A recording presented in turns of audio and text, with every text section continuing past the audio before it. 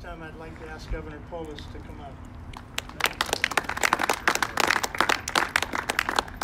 And you know what's notable about this project, and who's here? Do we have somebody here from the State Land Board, State Land Trust? Tell me your name. Bill Ryan. Oh, it's Bill himself. I didn't recognize him. Bill's the Executive Director of State Land Board.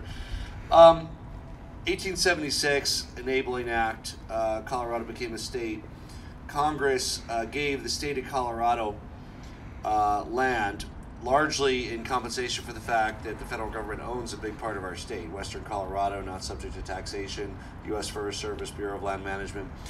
Section 16 and 32, largely in eastern Colorado, if I'm getting it right, Bill, also in various other plots across the state, for the benefit of our schools.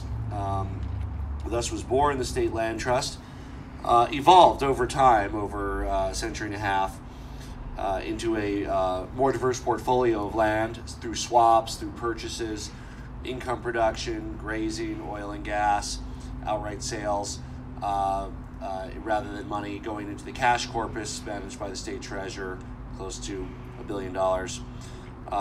Also, they were, before it had to go in, they were able to reinvest it in other real estate. Hence this was not Section 16 or 32. I don't know when this was bought or how, but there's a number of office buildings they own. Major landowner, still a lot of land in eastern Colorado, but when you look at their portfolio, they have a lot of land that is relevant to our housing need in our state. And so one of the things that when I was elected, I charged Bill with and appointed board members therefore is I said we need to connect this here as a state. It is to the benefit of our schools to have more affordable housing where people like teachers can live, because communities are strongest when people that work in communities, whether it's as a teacher, in retail, in a factory, when people can also live in communities. And this kind of out-of-the-box solution and partnership, I want to thank Bill and Rick Garcia, Department of Local Affairs, of course George Thorne, Chris White, David Brint. Is Albus here? I didn't see Albus. There you are. Oh, I did see you, but good to see Albus.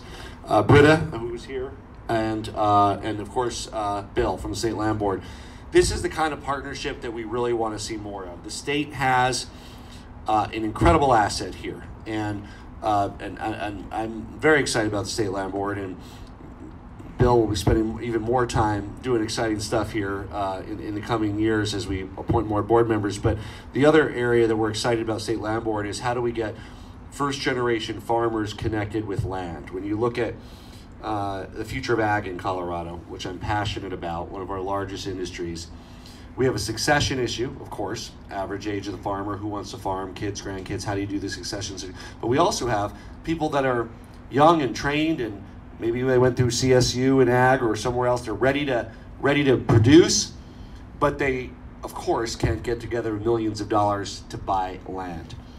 And so guess what? We have land. Now, again, generally looking at how we can connect those first-generation farmers with land that can be utilized. That's the eastern Colorado piece, the section 16 and 32, generally grazing. We're also interested in renewable energy production on our wonderful state land, which also can complement ag production. I mean, you see the agrivoltaics is this emerging field, so you can actually have energy production, oil and gas production, ag production, and then if there's some land that isn't fit for that, it can still be for grazing. So really enormous opportunities for the State Land Trust. But what we're celebrating here today is that nexus between the State Land Trust, State Land Board, and affordable housing in an urban area. And we all know, Albus knows this as a former city councilman, any business knows it, that one of the biggest challenges Denver faces is how can more people live here affordably, right? And right where we start, about 30% of Coloradans spend more than a third of their income on housing, and for 300,000 low and moderate income Coloradans, they spend more than 50% on housing. And that's not sustainable. It's to our detriment of the city of Denver and frankly to the entire region. Last year was a really historic session for affordable housing, a lot more work to do, but we passed bills diverting vendor fees and unclaimed assets to housing needs. Division of Housing and DOLA, and Rick Garcia's here, has been pushing money out the door to help people in the crisis with their rents. DOLA will receive over $7 million more in funding and up to $77 million more for 3 years to help address the state housing shortage as well. We also really sought to draw a nexus between CHAFA's work and affordability and how we can have more affordable housing closer to where the jobs are.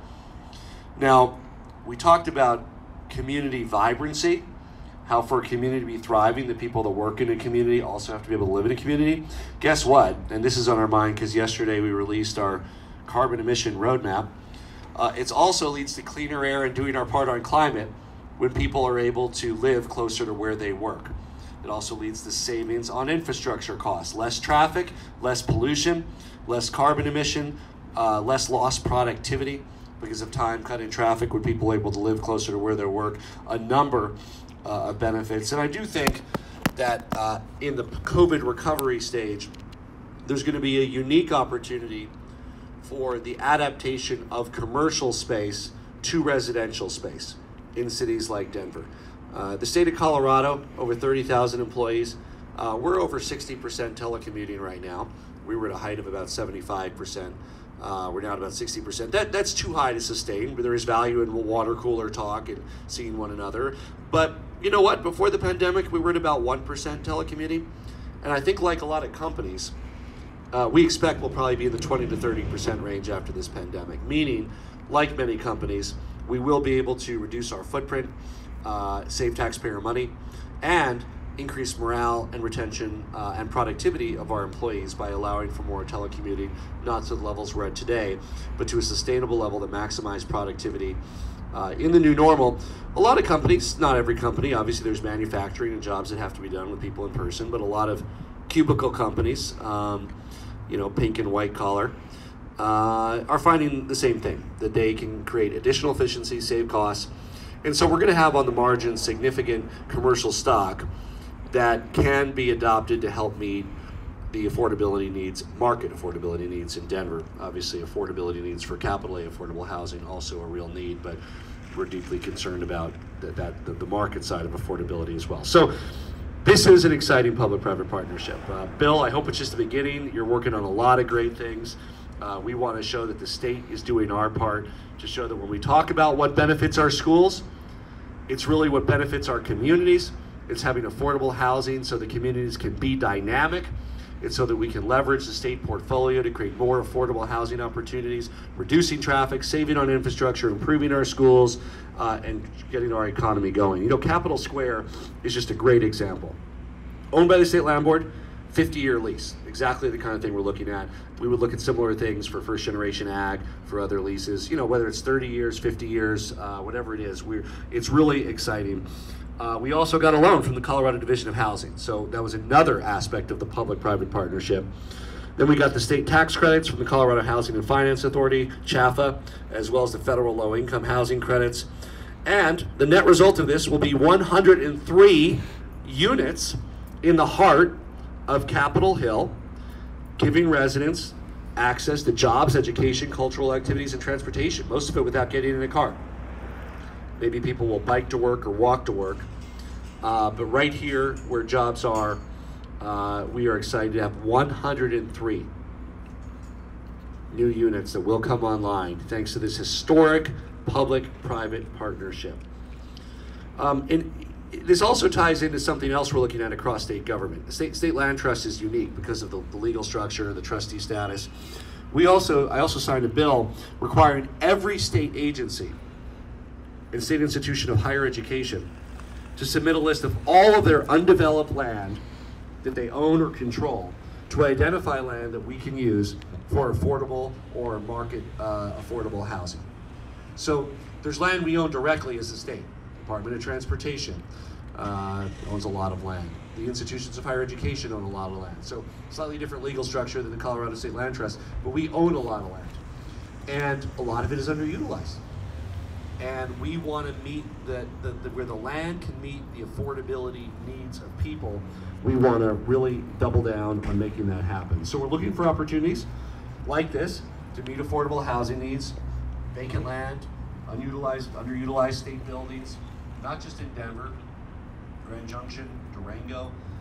We have some great assets outside of the State Land Trust. We have some prime buildings that might have been used 10 years ago that are empty today, areas that we can consolidate, where we can sell or do long-term leases similar to this and convey with purposes of affordable housing. So it's going to take all of us working together to address the situation and the challenges that Denver and the state face with people experiencing homelessness, with housing instability.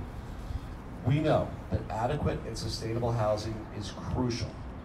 You know, we see that even more during times of economic uncertainty and global pandemic, but we saw it long before the pandemic. And it'll be with us until we have the resolve and commitment as a society and as a state to do something about it. And I'm grateful for all of our public and private partners who helped make this development a reality. And I'm proud to say it's only the start as we think out of the box in a big way and how the state can truly be a partner in delivering more capital A affordable housing and market rate housing in areas that are close to where the jobs are across the great state of Colorado. Thank you.